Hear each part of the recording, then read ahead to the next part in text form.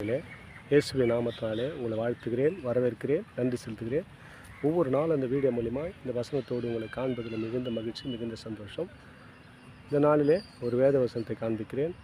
வீடியோவை உடனடியாக தள்ளிடாதீங்க. நான் பேசுகிறது என்னன்னு கூர்ந்து கவனித்து அப்புறமா தள்ளுங்க. ஏன்னா இது உங்களுக்கு பிரயோஜனமாக இருக்கும்.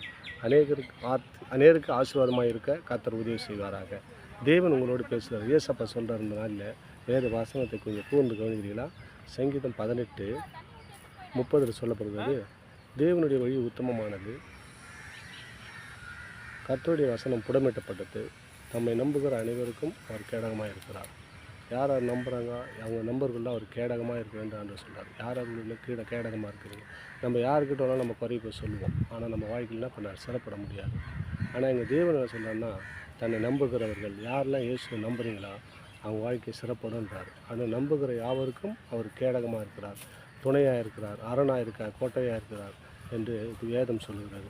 இந்த வசனத்தை கேட்குற, இந்த வீடியோ பார்க்குற உங்கள் வாழ்க்கையில் அவர் என்ன பண்ணுறாருன்னா, தேவனுடைய வழி உத்தமமானது, அவருடைய வசனம் புடமிடப்பட்டது, பேசுகிற வசனம் புடமிடப்பட்டது, அதை நம்புகிற அனைவருக்கும் அவர் எப்படி இருக்கிறாரா, அவர் நம்புகிற அனைவருக்கும் அவர் கேடகமாக இருக்கிறார். கேடகனா ஒரு தடுப்பு. எப்படியாப்பட்ட பிரச்சனை வந்தாலும் தடுத்து நிற்கக்கூடிய ஒரு பலனை கர்த்தர் உங்களுக்கு தருவாருங்க. ஏன்னா இந்த வசனம் உயிர்ப்பிக்கக்கூடியது. இந்த வார்த்தை ஜீவனுள்ள வார்த்தை.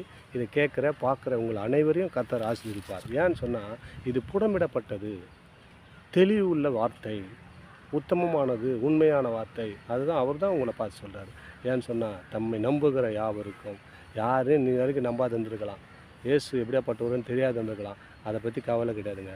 ஒரு தகப்பனிடம் பேசுவது போல் நீங்கள் பேசுங்க. உங்கள் சூழ்நிலை அவர்கிட்ட சொல்லுங்கள்.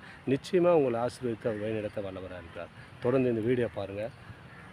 வீடியோ பார்க்கணுன்னு சொன்னால் சப்ஸ்கிரைப் பண்ணி பாருங்கள், லைக் பண்ணுங்கள், அனைவருக்கு ஷேர் பண்ணுங்கள். ஆமென். God plus.